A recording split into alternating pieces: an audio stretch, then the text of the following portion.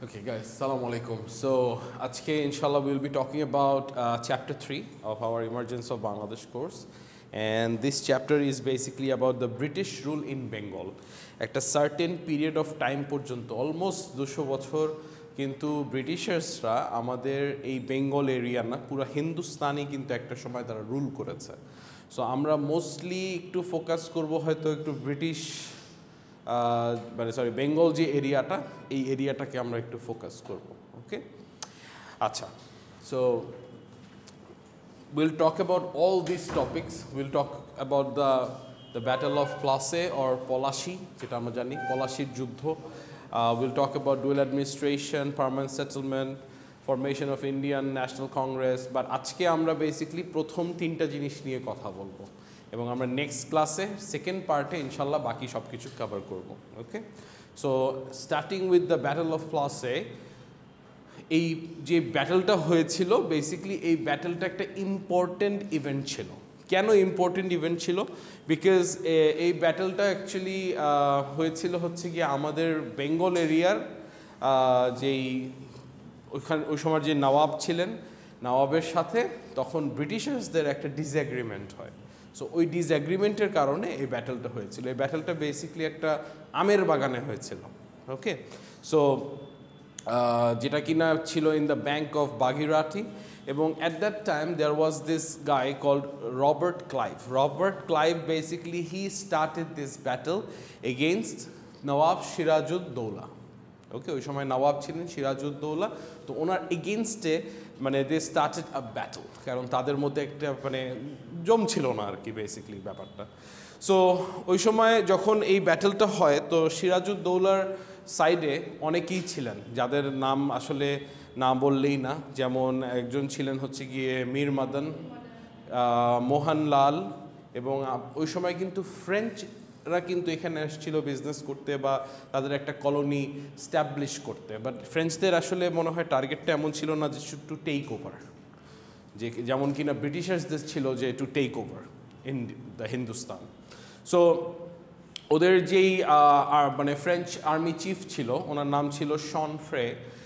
এরা সবাই কিন্তু সিরাজউদ্দৌলার ফরে ফাইট করেছে এবং নবাবের জন্য ফাইট করে কিন্তু অনেকে আবার দে লস্ট দেয়ার লাইফ, যেমন Mir Madan lost his life, he was killed. কারণ কি ছিল? Why did they lose the fight?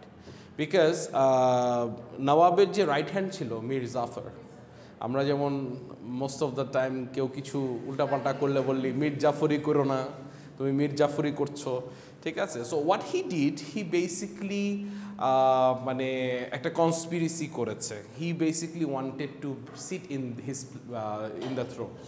সে নিজে নওয়াব হতে চেয়েছিল, এই কারণেই he basically shook hand with the Britishers and ওদের সাথে মিলে যেটা করলো, হোয়াট হি ডিড, সে তার যে সোলজাররা ছিল, because he was the army guy, right, মানে ও তো মানে রাইট হ্যান্ড ছিল।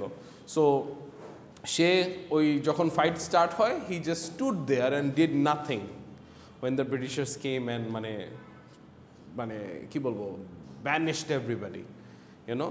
So during that time, Mir Zafar was killed, they were defeated, Mir Madan was killed, army যেই মানে কি বলো এটাকে, মানে ফ্রেঞ্চ যেই চিফ ছিল মানে ওরাও কিছু করতে পারে নাই, he was sent back, YONO.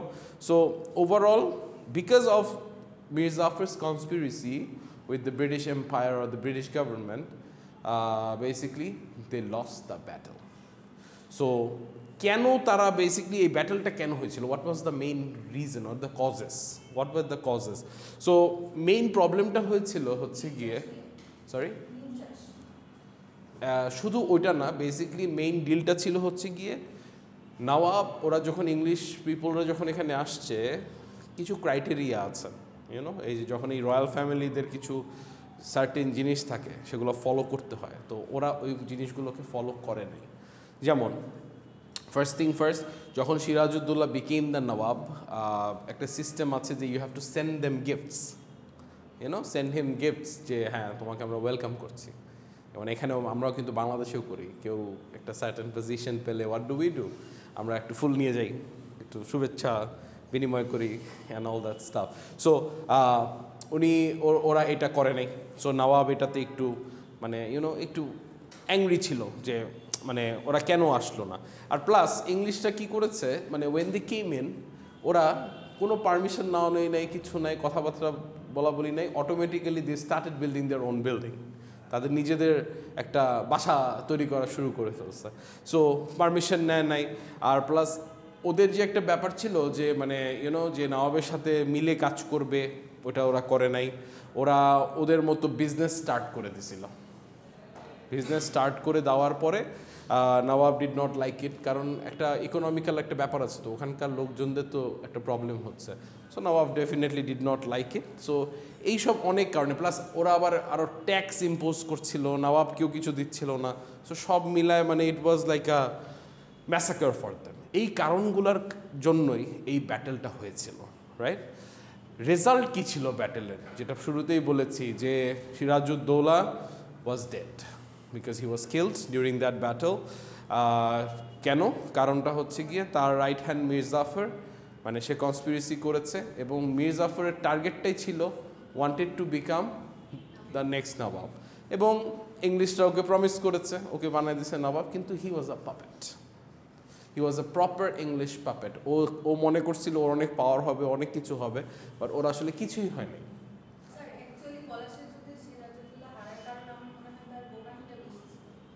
হ্যাঁ মানে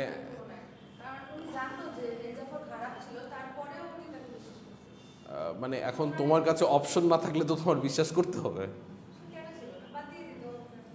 মানে he did not have a better option at that time.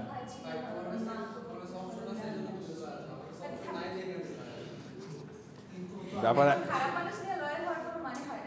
ওইগুলো বুঝে, তুমি এগুলো বুঝে লাভ নাই। আচ্ছা, so as I was saying, so Robert Clive actually had the main power, কারণ ওই সময় Robert Clive was the main guy who was basically মানে ওর ব্যাপারটা এমন ছিল যে হ্যাঁ ঠিক আছে, যেমনি হোক আমি জিতবো, জিতে এদেরকে ব্যানিশ করে দেব, ওদের টাইম নাই আমার কাছে। সো হি ডিড দ্যাট, এবং ultimately what happened? The Mir Jafar did not have any power. Ultimately, the whole British Empire actually had the power. ফ্রেঞ্চদেরকেও বের করে দিছে, বলছে তোমরাও চলে যাও, তোমাদের এখানে কোনো কাজ নাই, we are taking care of the business now. এবং সব মিলাই কিন্তু একটা ভালো এফেক্ট পড়েছে, একটা সোশিও ইকোনমিক একটা ব্যাপার আছে সেখানে, খুব মানে ভালো একটা এফেক্ট পড়ে। ভালো এফেক্ট পড়ে বলতে হচ্ছে যে এমন এফেক্ট পড়ে যে এখন পুরোপুরি পাওয়ার ইংলিশদের কাছে, এবং যা করতে হবে তোমার পুরোপুরি ওদের পারমিশন, এবং ওরা যেভাবে বলবে ওদের এস্টাবলিশমেন্ট অনুযায়ী ওরা রুল করবে, তুমি ওভাবে কাজ করবা, ওরা যে ট্যাক্স ইম্পোজ করবে সেটাও তোমার করতে হবে। সো দিস ওয়াজ মানে lots of problems were there. So ওই সময় আরেকটা সিচুয়েশন ক্রিয়েট হয়, ইংলিশরা পুরোপুরি পাওয়ারে আসার পরে যেটা করে ওটা একটা অ্যাডমিনিস্ট্রেশন ক্রিয়েট করে, সেটাকে বলা হচ্ছে গিয়ে dual administration, which is important. Okay, so dual অ্যাডমিনিস্ট্রেশনের ব্যাপারটা ছিল হচ্ছে গিয়ে দিওয়ানি অ্যান্ড সুবেদারি। ওকে, বেসিক্যালি নওয়াবদের তো আর নওয়াব বলো রাজা বলো কারো আর কোনো পাওয়ার নাই। So they basically had an agreement, ব্রিটিশার্সরা ওদের সাথে একটা এগ্রিমেন্ট করে যে শাহ আলম যিনি আছেন মুঘল এম্পায়ারেরই, so Shah Alam would be the emperor of Delhi, তাকে এম্পেরর বানানো হয়েছে, আর নওয়াব তো মীর জাফরের জায়গায় থাকবে। এখানে বেসিক্যালি ব্যাপারটা এমন যে তুমি কোনো কথা বলবা না, তোমার যা পাওয়া দরকার তুমি পেয়ে যাবা, জাস্ট লাইক আ পেনশন। তুমি বাসায় বসে থাকো, will take care of you, কোনো কথা বলবা না, what we do will do. So এখানে এম্পেররের সাথে ডিলটা এমন ছিল, প্রতি বছর আই থিঙ্ক ইয়ারলি তোমাকে 26 লাখ করে দেওয়া হবে, তুমি 26 lakhs নিয়ে you just stay home, you keep calm, nawab will send you the money. And নওয়াবের ডিল ছিল হচ্ছে nawab is gonna receive 53 lakhs, তো সেখান থেকে 26 lakhs নওয়াব এম্পেররকে দিয়ে দিবে অ্যাজ আ ট্যাক্স, আর the English folks will give them 53 lakhs। So তাতে করে দে হ্যাড আ ডিল যে এখন আমরা যা মন চাই করবো, তোমরা কোনো কথা বলবা না, the company would be the guarantor যে কিনা তোমার টাকা তোমাকে রেগুলারলি পৌঁছায় দিবে। সো তুমি জাস্ট চুপচাপ করে বসে থাকবা। মীর জাফরের ছেলেও একটু বোকা ছিল। তো সব মিলায় এই যে একটা ব্যাপার ছিল যে ইংলিশ ফোকসদের কাছ থেকে মানে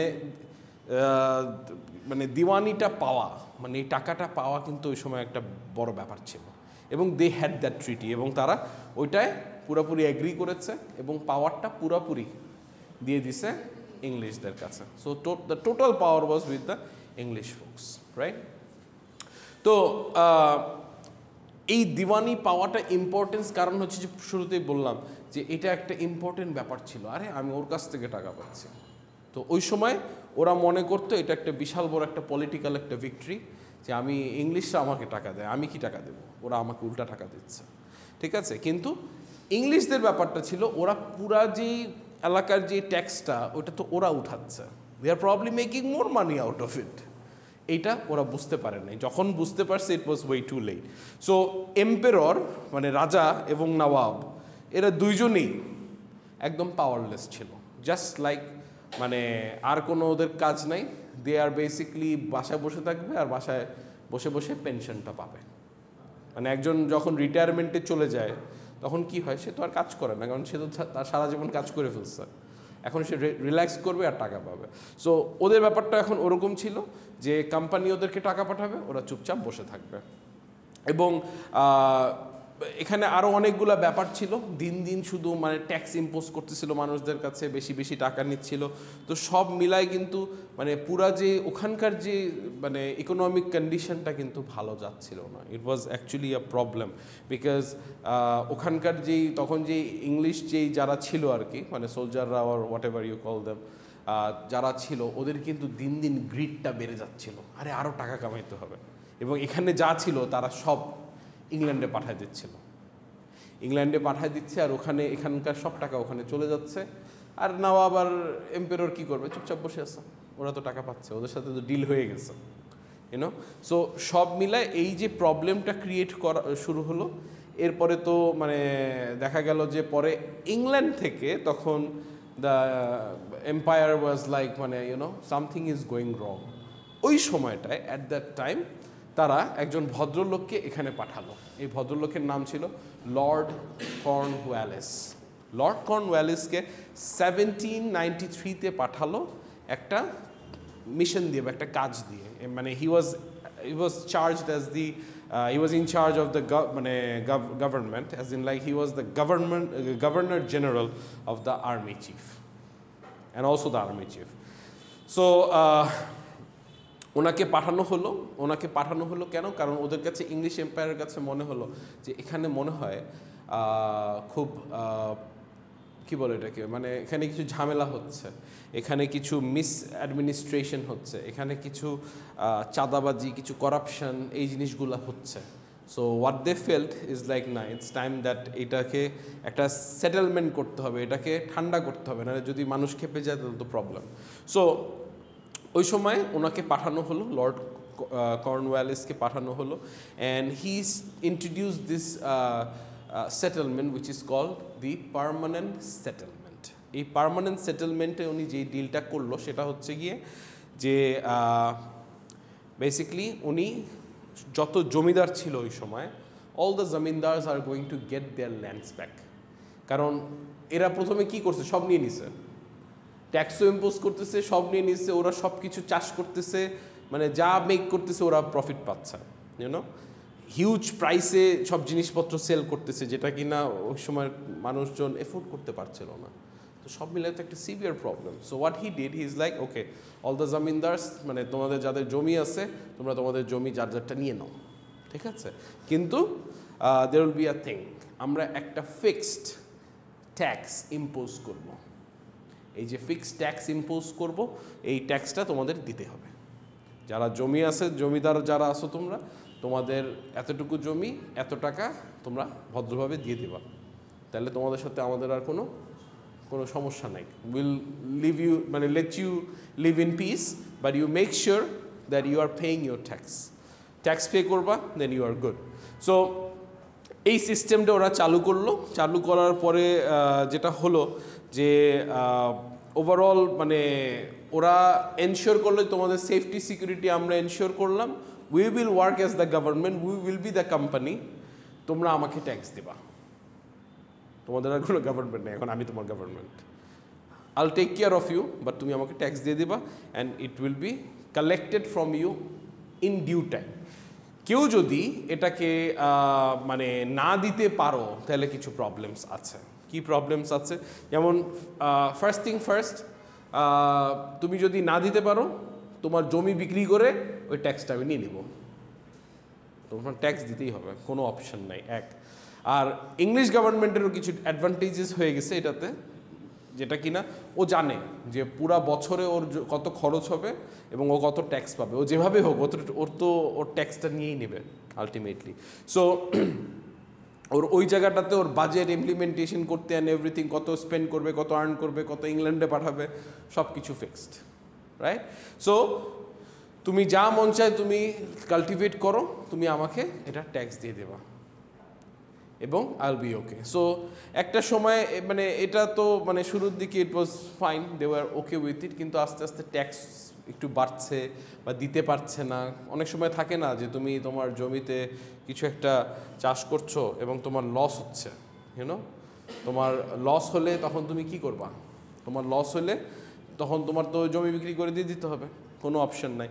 সো এই সব প্রবলেমগুলোতে কিন্তু একটা সময় জমিদাররা কিন্তু একটা প্রবলেমই ফেস করলো। তো ওরা একটা সময় কি করলো যে you know what, we are not going to live here anymore, আমরা শহরে চলে যাব, আমরা শহরে থাকবো, ওখানে একজন কেয়ারটেকার রেখে যাচ্ছি যে কিনা সব ভাড়া টাড়া উঠাবে, মানুষকে জমি লিজ দেওয়া শুরু করে দিল, যে লিজ নিয়ে যাও, তোমার যা মন চাই করো, আমাকে আমার ভাড়া দিয়ে দাও, আইল বি ফাইন।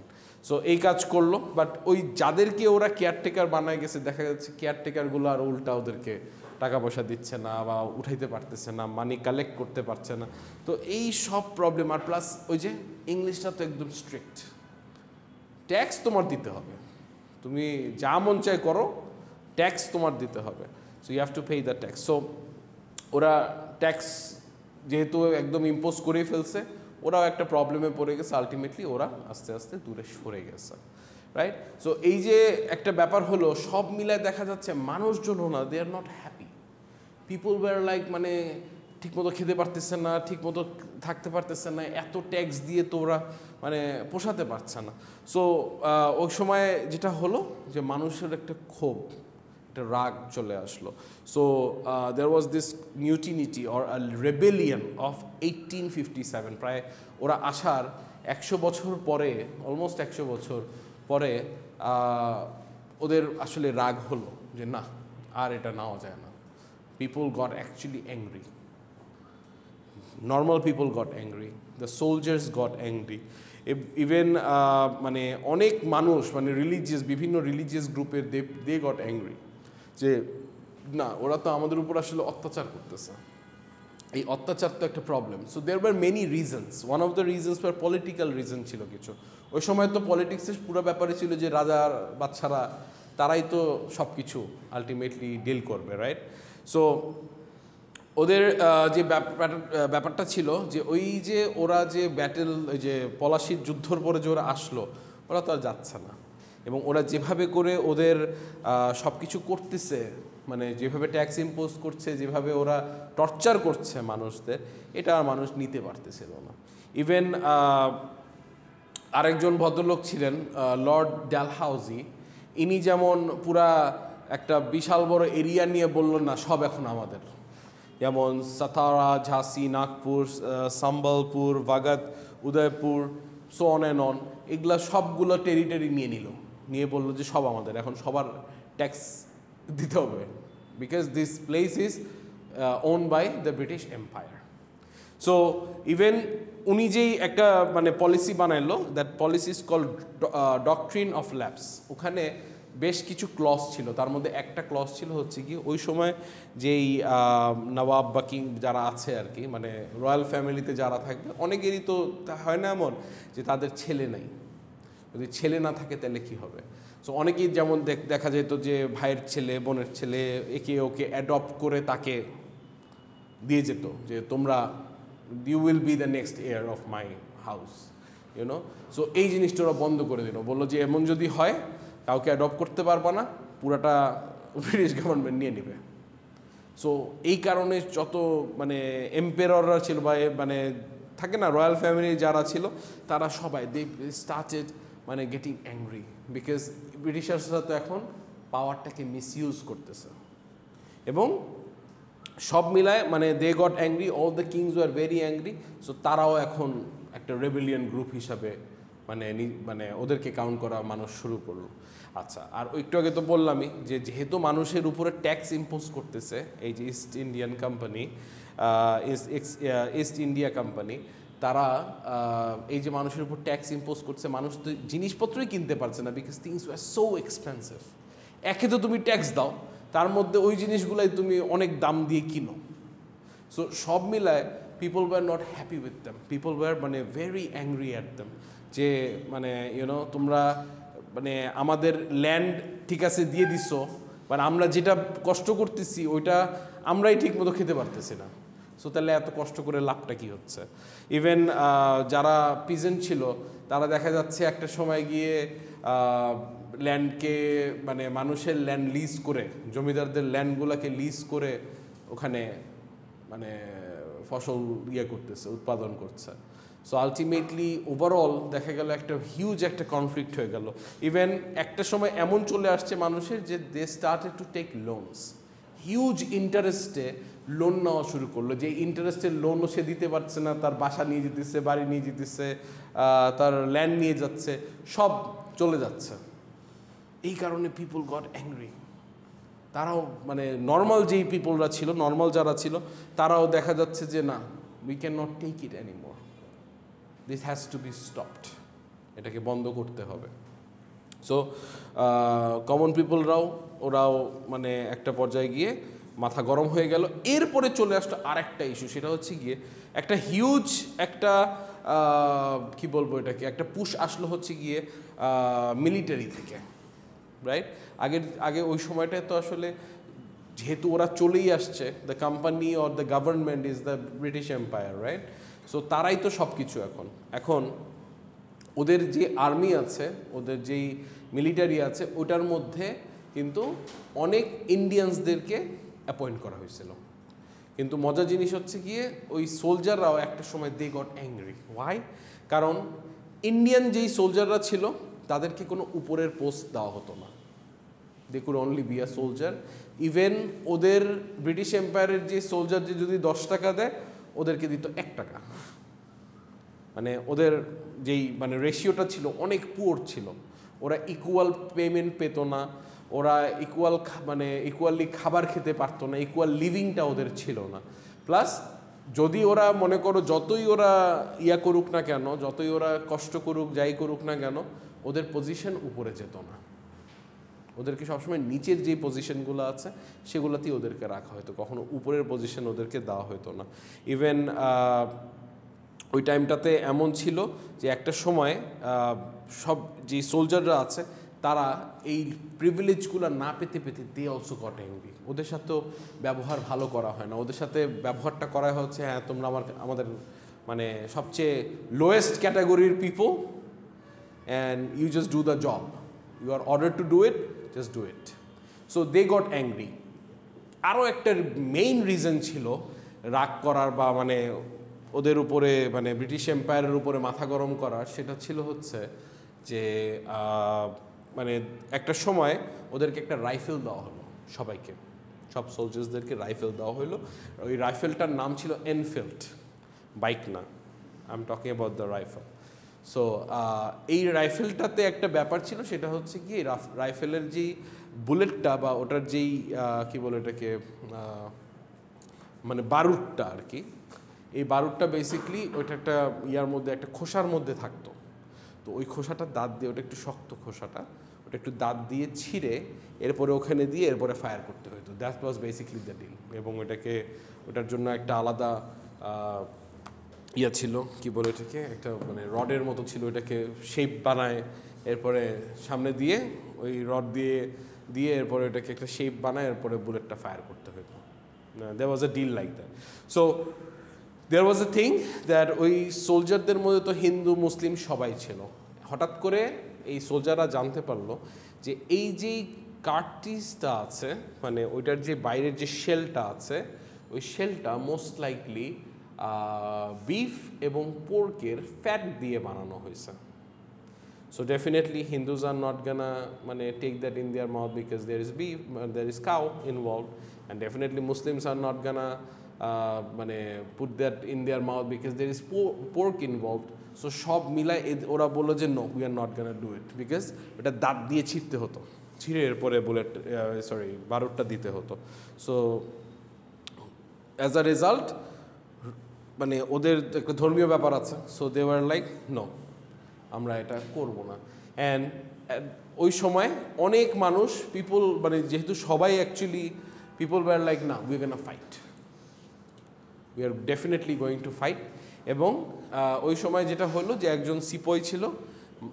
মঙ্গল পান্ডে দেখছো মুভি আরেকবার দেখো বাসায় গিয়ে তাহলে আরও অনেক কিছু ক্লিয়ার হয়ে যাবে so Mangal Pandey he was the first guy who actually shot the first fire and as a mutiny as a rebellion he shot the gun fire এবং অনেক জায়গায় বিভিন্ন জায়গায় যেমন ইন্ডিয়ান সাবকন্টিনেন্টে মিরাট কানপুর পাঞ্জাব উত্তরপ্রদেশ মধ্যপ্রদেশ বিহার বেঙ্গল ইভেন আমাদের বেঙ্গল এরিয়াতে স্পেশালি এখন বাংলাদেশের কিছু এরিয়া যেমন ঢাকা চিটাগাং যশোর সিলেট রংপুর দিনাজপুর রাজশাহী এই এরিয়াতে অনেক মিউটিনার্স জয়েন করলো they were all rebellions they were like yes we gonna fight আমরা সবাই ফাইট করব এর মধ্যে অনেকের নাম আসলে না নিলে না যেমন একজন শিখ ছিলেন Nana Sahib he was there queen of ঝাঁসি Lakshmibai she was there as well exactly Begum Hazrat Mahal of Ayodhya